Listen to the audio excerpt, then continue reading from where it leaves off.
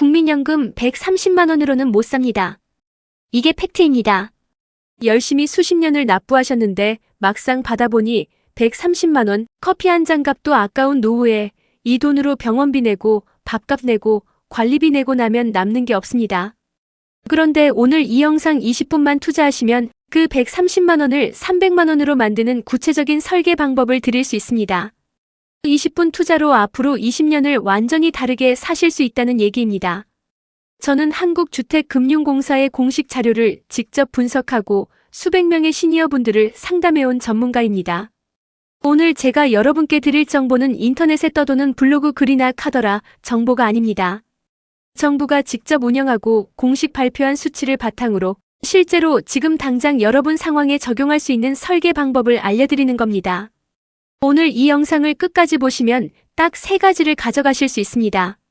첫째, 국민연금에 주택연금을 더했을 때 실제로 내 통장에 매달 얼마가 들어오는지 집값별 나이별로 정확한 숫자를 확인하실 수 있습니다.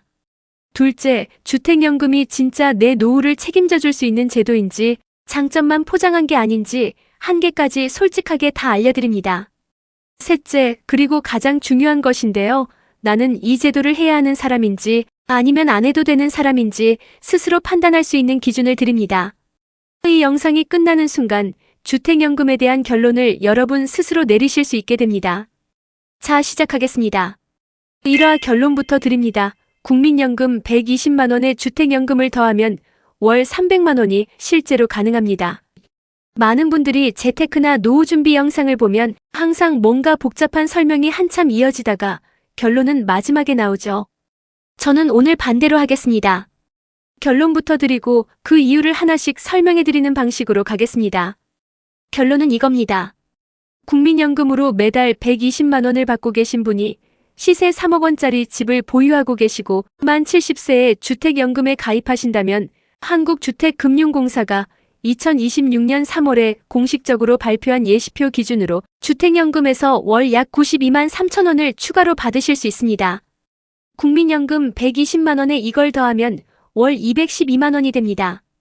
같은 조건에서 집값이 5억 원이라면 주택연금 수령액은 월 154만 원 수준으로 올라가고 합산하면 월 274만 원입니다. 집값이 9억 원에 가깝고 나이가 더 많으시거나 국민연금 수령액 자체가 높은 분이라면 이 합계는 월 300만 원을 충분히 넘길 수 있습니다. 지금 이 숫자를 들으시면서 그게 말이 돼? 집을 팔아야 하는 거 아니야? 라고 생각하시는 분이 계실 겁니다. 아닙니다. 집을 파는 게 아닙니다.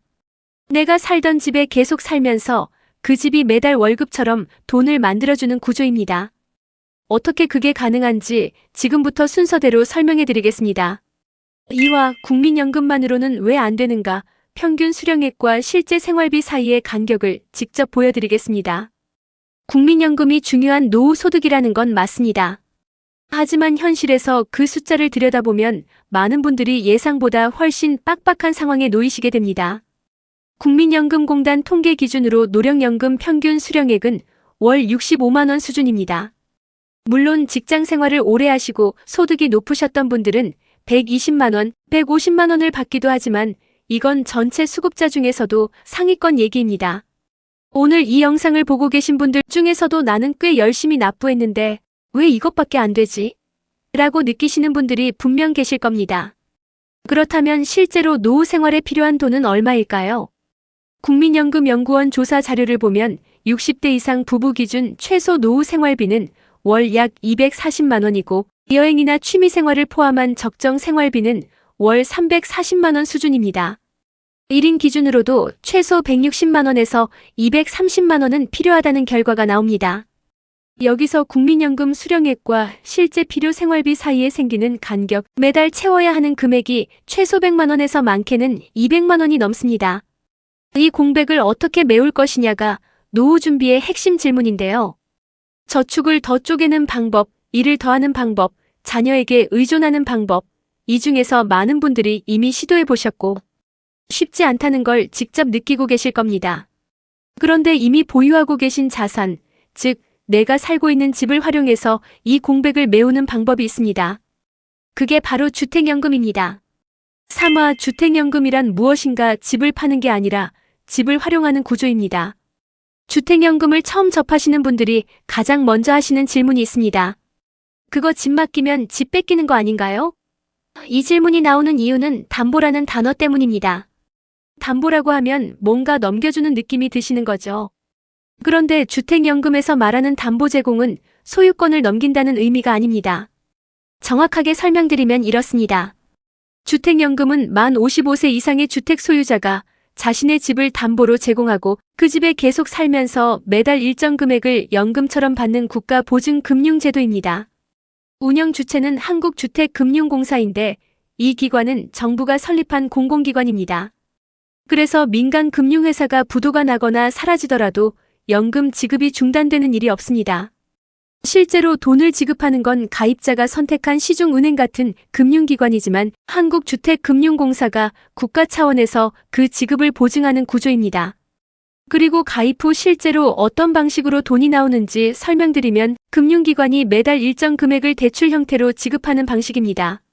그리고 가입자와 배우자가 모두 사망한 후에 집을 처분해서 그동안 받은 금액을 정산합니다. 살아있는 동안에는 원금도 이자도 한 푼도 갚지 않아도 됩니다. 집의 소유권도 계속 가입자에게 있고 그 집에서 평생 거주할 수 있는 권리도 국가가 보장합니다. 그래서 주택연금을 한마디로 정리하면 집을 파는 게 아니라 집을 활용하는 구조입니다. 사와 실제로 얼마 받나 나이별, 집값별 수령액을 공식 자료 기준으로 직접 보여드립니다. 주택연금을 상담하다 보면 10분 중 9분이 가장 먼저 물어보시는 게 그래서 나는 얼마 받을 수 있냐는 겁니다. 당연한 질문입니다. 그런데 이게 딱 잘라 말씀드리기 어려운 이유가 있습니다. 수령액이 크게 3가지 변수에 따라 달라지기 때문입니다. 첫째는 가입 당시 나이, 둘째는 집의 시세, 셋째는 어떤 방식으로 받을 것이냐 하는 지급 방식입니다. 한국주택금융공사가 2026년 3월 기준으로 공식 발표한 예시표를 기반으로 말씀드리겠습니다. 일반 주택의 종신지급 방식, 즉 평생 같은 금액을 받는 가장 기본적인 구조를 기준으로 설명드리면 이렇습니다. 부부 중 연소자 기준으로 만 70세이고 집값이 3억 원이라면 월 약 92만 3천 원을 받으실 수 있습니다. 같은 나이에 집값이 5억 원이라면 월 약 154만 원 수준입니다. 집값이 9억 원이라면 월 약 277만 원까지 올라갑니다. 높을수록 수령액도 커지는데 만 75세 기준으로 3억 원짜리 집이라면 월 약 113만 원이 됩니다. 같은 집에서 5년만 더 기다려 가입하면 매달 20만 원이 더 나오는 겁니다. 여기서 반드시 짚어드려야 할 포인트가 있습니다. 많은 분들이 헷갈려 하시는 부분인데요. 주택연금 가입 자격을 판단하는 기준은 공시가격이지만 실제 월 수령액을 계산하는 기준은 시세 또는 감정평가액입니다. 이 둘은 완전히 다른 숫자입니다. 공시가격이 6억이어도 시세가 9억이라면 수령액 계산은 9억 기준으로 이뤄집니다. 이 차이를 모르고 계산하시면 실제보다 훨씬 적게 받을 것이라 오해하시게 됩니다. 지금 바로 본인 수령액이 궁금하시다면 한국주택금융공사 홈페이지 예상연금조회 메뉴에서 무료로 즉시 확인하실 수 있습니다. 오와 나는 해당이 되나 가입 조건을 가장 쉽게 정리해드립니다. 주택연금 얘기를 들으시고 나서 가장 많이 하시는 말씀이 근데 나는 해당이 되긴 하나요? 입니다. 조건이 복잡하게 느껴지시는 분들이 많은데 사실 핵심만 정리하면 3가지입니다. 첫 번째는 나이 조건입니다. 부부 중 한 분이라도 만 55세 이상이시면 기본 연령 조건을 충족하십니다. 두 분 모두 55세 미만이시라면 아직은 가입이 어렵습니다. 두 번째는 주택 조건입니다. 부부 기준으로 공시가격 합계가 12억 원 이하인 주택을 보유하고 계셔야 합니다. 집이 2채 있어도 합산 공시가격이 12억 원을 넘지 않으면 가입이 가능합니다. 만약 12억 원을 초과하는 2주택자시라면 3년 이내에 한 채를 처분한다는 조건으로 먼저 가입하실 수 있습니다. 대상 주택은 일반 주택뿐 아니라 노인복지주택, 주거 목적의 오피스텔도 포함됩니다. 세 번째는 거주 조건입니다. 가입자 또는 배우자가 담보로 제공하는 집에 실제로 살고 있어야 합니다. 소유만 하고 다른 곳에 거주하시는 경우는 원칙적으로 가입이 어렵습니다. 다만 병원 입원이나 실버타운 입주 같은 불가피한 사유는 예외로 인정되는 경우가 있습니다. 그리고 한 가지 더 말씀드릴 게 있습니다. 지금 기초연금을 받고 계신 분들 중에 특히 유리한 조건이 있습니다. 만 65세 이상이고 기초연금 수급권자이시면서 보유하신 주택 시세가 2억 5천만 원 미만인 1주택자라면 일반형보다 월 수령액이 최대 20% 더 높은 우대형 주택연금에 해당하실 수 있습니다. 이 조건이 되시는 분들이 일반형으로 가입하시면 매달 손해를 보시는 겁니다. 이 우대형 기준은 2024년 6월에 기존 2억 원 미만에서 2억 5천만 원 미만으로 상향됐기 때문에 예전에 알아보셨다가 해당이 안 된다고 포기하신 분들은 지금 다시 확인해 보시는 게 좋습니다. 6화 사람들이 주택연금을 안 하는 3가지 이유 솔직하게 말씀드리면 전부 오해입니다. 주택연금을 소개해드리면 거의 항상 나오는 반응이 있습니다. 그거 하면 집 뺏기는 거 아니에요? 자식한테 못 물려주는 거잖아요. 오래 살면 손해 아닌가요? 이 3가지가 주택연금에 대한 가장 흔한 오해이자 실제로 많은 분들이 결국 신청을 안 하게 만드는 이유입니다. 하나씩 정확하게 짚어드리겠습니다. 첫 번째, 집을 뺏기는 게 아닙니다. 주택연금에 가입하셔도 소유권은 여전히 가입자분께 있습니다. 담보를 제공한다는 의미는 집을 넘긴다는 뜻이 아니라 사후 정산을 위한 권리를 설정해둔다는 의미입니다. 가입자와 배우자는 계약이 유지되는 한평생 그 집에서 거주할 수 있고 이 거주권은 국가가 보장합니다. 두 번째, 자녀에게 아무것도 못 주는 게 아닙니다. 가입자와 배우자 두 분이 모두 사망하신 후 집을 처분했을 때 그동안 받으신 연금 총액보다 집값이 더 크면 그 차액은 상속인에게 돌아갑니다. 집값이 오른다면 자녀분도 상속을 받으실 수 있는 구조입니다.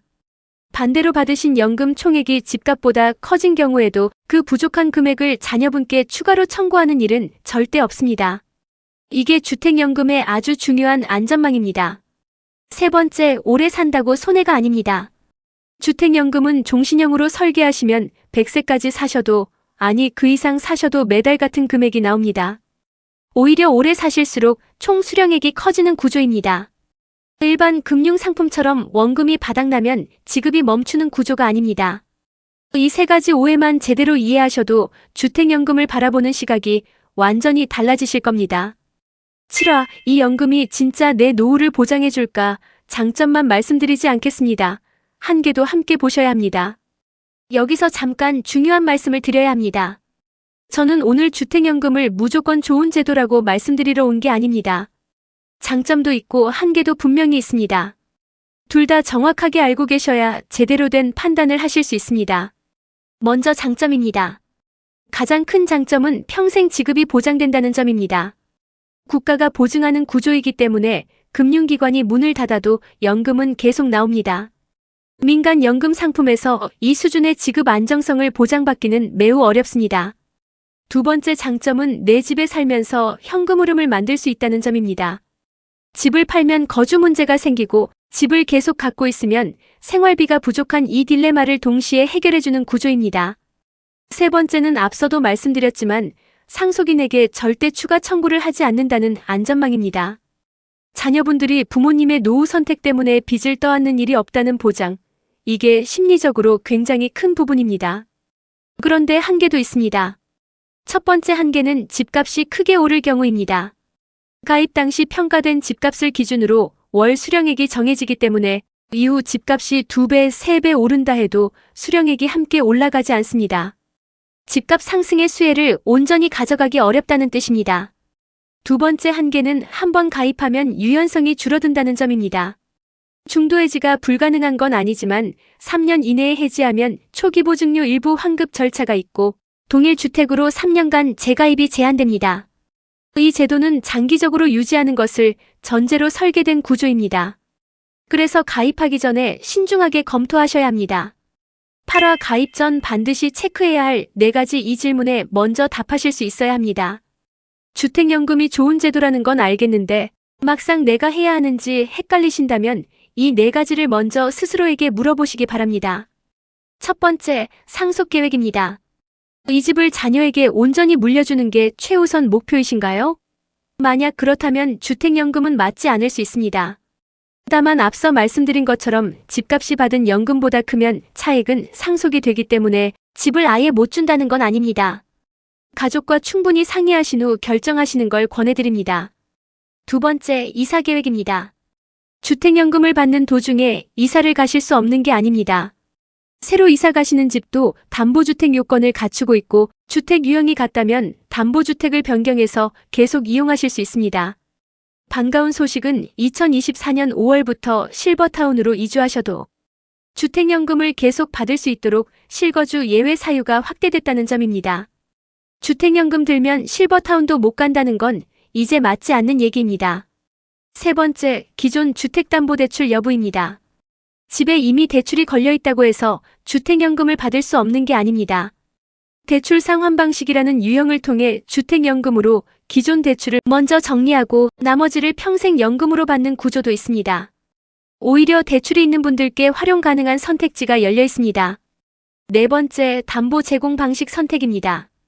저당권 방식과 신탁 방식 중 어느 쪽을 선택하느냐에 따라 배우자 승계 절차가 완전히 달라집니다. 배우자가 계신 분이라면 신탁 방식이 자녀 동의 없이 배우자 승계가 가능해 훨씬 유리할 수 있고 이 선택은 나중에 바꾸기 어렵기 때문에 처음 가입할 때 반드시 충분히 검토하셔야 합니다. 9화 최종 결론 주택연금은 선택이 아니라 전략입니다. 당신이 해야 할지 말아야 할지 지금 알려드립니다. 오늘 인트로부터 여기까지 따라오신 분들이라면 이제 주택연금에 대해 어느 정도 그림이 그려지실 겁니다.